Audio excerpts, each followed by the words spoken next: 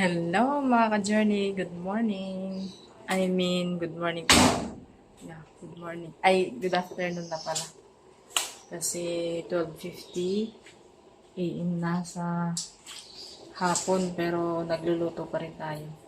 So kaninang umaga, ako ay nagpalit ng cover, sheet cover dun sa room. Hindi ko na kayo dinala at naglaba na rin ako. Ayan ako yung aking light. Naglaba, naglinis ng CR sa taas kasi wala po tayong pasok. Kaya sinasamantala natin. At dito naman sa likod, yung mga lababo ay ating sinabunan. Dahil nga, at least tayo ay pumapasok. So, pati dito sa likod, nagluto ako ng sopas. And then, nag-aadobo tayo ng manok. Ayan. So, ayan. Adobong manok. So, titimplahan ko pa yan mga ka-journey. So, ayun na. Ang aming simpleng handa sa aming birthday boy. Kasi sa Tuesday tayo po ay may pasok. So, hindi tayo makakapag-asikaso. Kaya, ngayon na lang namin siya hahandaan ng kahit kaunti. Diba? Para ma-feel ng bata na mayroon man lang siyang handa. So, update ko kayo mamaya mga ka-journey pag tayo ay kakain na. So, see you later mga ka-journey. So, ito mga ka-journey, kami ay kakain na. Late na yung lunch namin. Para sa aming birthday boy, wala pa yung aming birthday boy. Type. Birthday boy na gala. Anong masasabi mo? Anong buo? Anong masasabi mo sa birthday?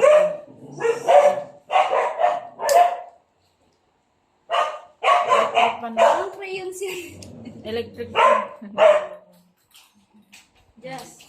Oh, 14 years old ka na. Ano, may pangarap ba tayo dyan? Wala. Anong pangarap mo? Lawyer. Ah, lawyer. na. Lawyer? Akala ko kung ano. Mag-aaral kang mabuti, ha? Kaya? Puro barkada, ha? Ha? Wish mag-wish ka na. Baka matunaw na yung lalong masira yung cake sa kakahintay sa'yo. Happy birthday! Ala, hindi tayo kumanta.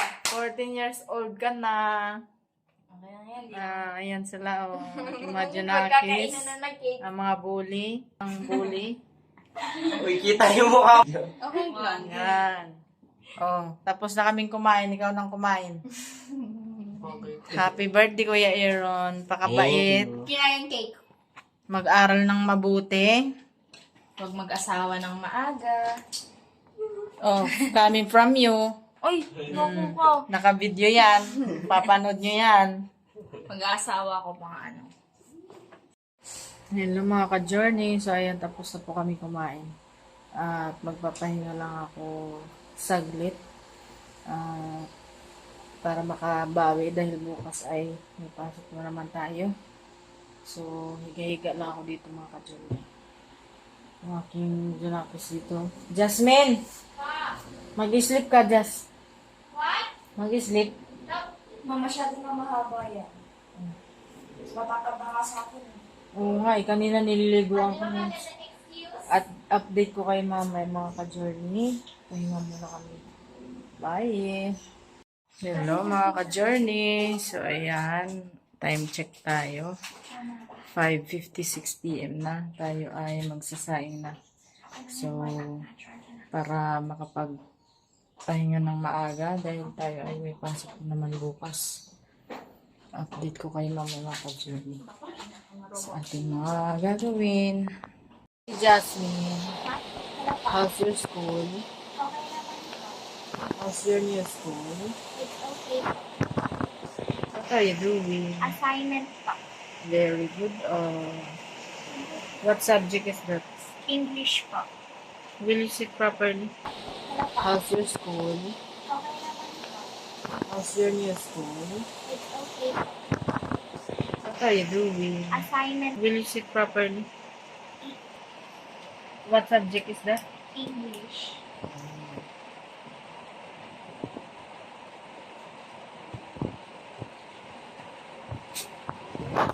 So what's the lesson about?